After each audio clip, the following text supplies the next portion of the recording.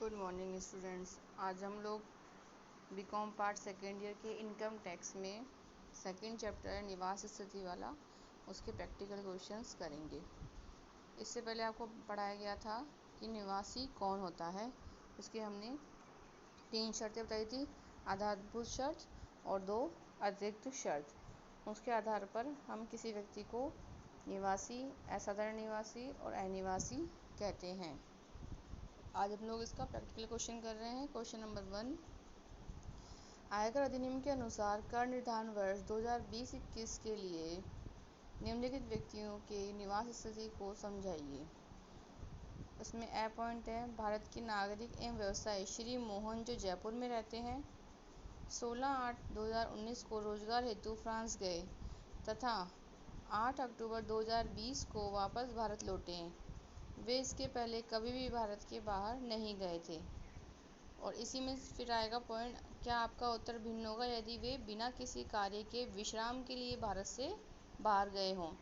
तो फर्स्ट हमारा क्वेश्चन है कि श्री मोहन जो भारत के नागरिक और व्यवसायी हैं, भारत में ही रहते हैं नॉर्मली हमेशा, 16/8/19 को रोजगार के लिए भारत से बाहर गए हैं। तो हम लोग ये देखेंगे कि हमारा जो गत वर्ष है 2019-20, 1 अप्रैल 2019 से 31 मार्च 2020 के दौरान वे कितने दिन भारत में रहे हैं।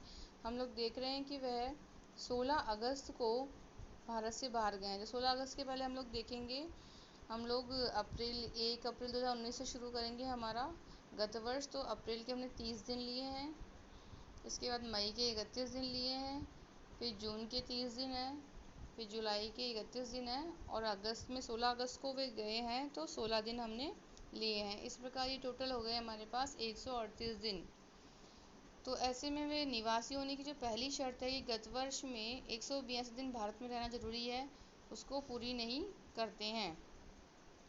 आधारभूत शर्त का द्वितीय विकल्प है हमारा, जिसमें कि वह कम से कम 60 दिन रहे और गत वर्ष के पूर्व के 4 वर्षों में 365 दिन रहे। लेकिन यदि कोई व्यक्ति रोजगार के लिए भारत से बाहर जाता है तो 60 दिन के स्थान पर 182 दिन का नियम लागू होगा। इस प्रकार वह जो आधारभूत शर्त है उसका द्वितीय विकल्प के अनुसार भी भारत में नहीं रह रहा है, वह उसे 182 दिन रहना आवश्यक है यदि वह रोजगार के लिए भारत से बाहर जाता है, जबकि वह रह रहा उससे कम दिन है, 138 दिन ही रह रहा है। अतः कर निर्धारण वर्ष 2020-21 के लिए श्री मोहन अनिवासी होंगे। इस प्रकार अनिवासी हैं तो हमें दोनों और अतिरिक्त जो शर्तें हैं उन पर विचार करने की कोई आवश्यकता नहीं है। यदि मोहन, हमारा दूसरा इसी का एक पार्ट है, यदि मोहन विश्राम के लिए यदि भारत से बाहर गए हैं तो आधारभूत शर्त के प्रथम विकल्प को पूरा नहीं करते हैं परंतु द्वितीय विकल्प को पूरा कर देते हैं। द्वितीय विकल्प के अनुसार वे 60 दिन से अधिक अर्थात 138 दिन भारत में रहे हैं और गत वर्ष से तुरंत पूर्व के 4 वर्षों में भी वे 365 दिन से अधिक भारत में रहे हैं।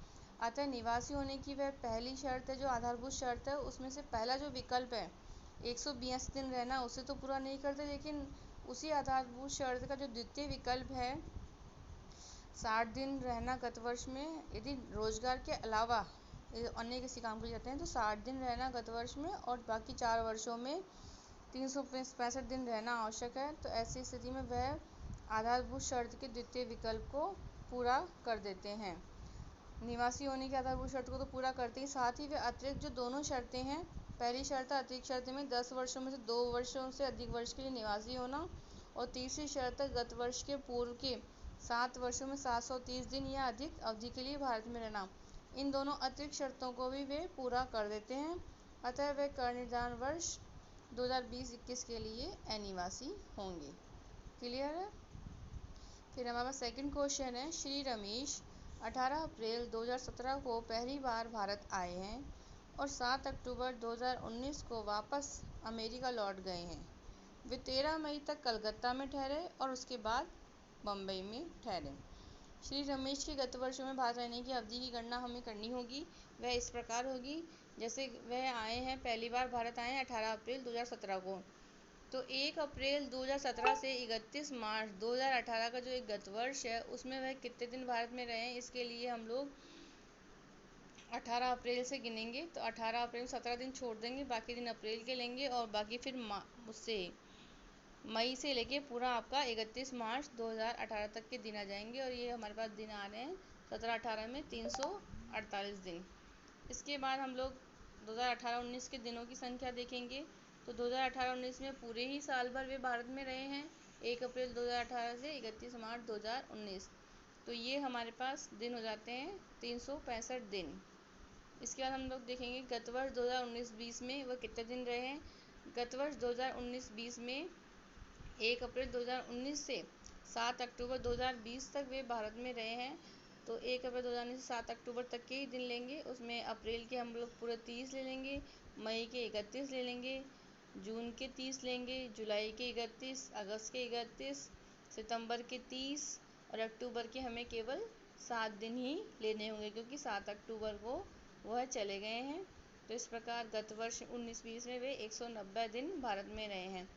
अब हम लोग हमारी निवासी होने की तीनों शर्तों में से देखेंगे। प्रथम शर्त के अनुसार कर निर्धारण वर्ष 2020-21 का गत वर्ष 2019-20 है। गत वर्ष 2019-20 के दौरान श्री रमेश 190 दिन भारत में रहे हैं, अतः पहली आधारभूत शर्त जिसमें कि 182 दिन रहना आवश्यक है तो वह उसे पूरी कर देते हैं। और प्रथम आधारभूत शर्त के बाद द्वितीय शर्त के अनुसार 10 वर्षों में से 2 वर्ष निवासी रहने को भी वह पूरी कर देते हैं। और तीसरी शर्त हमारी है गत वर्ष के पूर्व के 7 वर्षों में 730 दिन भारत में वे नहीं रहे हैं, क्योंकि वे भारत में क्वेश्चन के अनुसार हम देखेंगे कि पहली बार ही 7 अप्रैल 2017 को 18 अप्रैल 2017 को आए हैं और 7 अक्टूबर 2019 को वापस लौट भी गए हैं। इस प्रकार वह गत वर्ष से पूर्व के 7 वर्षों में 730 दिन भारत में नहीं रहे हैं। जिस गत वर्ष से पूर्व के हम लोग लगाएंगे 348 और 365 दोनों को मिला के 713 दिन ही वे भारत में रहे हैं। अतः अतिरिक्त शर्तों में से वह प्रथम शर्त को भी पूरी करते हैं, दूसरी शर्त को पूरी नहीं कर पाते हैं और आधारभूत शर्त को वह पूरी कर देते हैं। तो इस दशा में श्री रमेश असाधारण निवासी होंगे और कर निर्धारण वर्ष 2020-21 के लिए श्री रमेश को असाधारण निवासी माना जाएगा, क्योंकि वह आधारभूत शर्त के प्रथम विकल्प के 182 दिन को तो पूरा कर देते हैं, किंतु अतिरिक्त शर्तों में से वह पहली शर्त को ही पूरा करते हैं। 10 वर्षों में 2 वर्ष ही वह निवासी रहे हैं, जबकि तीसरी शर्त के अनुसार वह 7 वर्षों में गत वर्ष से तुरंत पूर्व के 7 वर्षों में उन 730 दिन रहना भारत में आवश्यक है, लेकिन वह केवल 713 दिन ही भारत में रहे हैं। इस प्रकार वह अतिरिक्त शर्तों में से केवल प्रथम शर्त को ही पूरी करते हैं, जबकि निवासी होने के लिए यह आवश्यक है कि वह आधारभूत शर्त और अन्य शर्तों को ही पूरा करें। इस प्रकार प्रथम आधारभूत शर्त को कर रहे हैं लेकिन अतिरिक्त शर्त को एक को ही पूरी कर रहे हैं, तो श्री रमेश असाधारण निवासी होंगे 2020-21 के लिए। Thank you.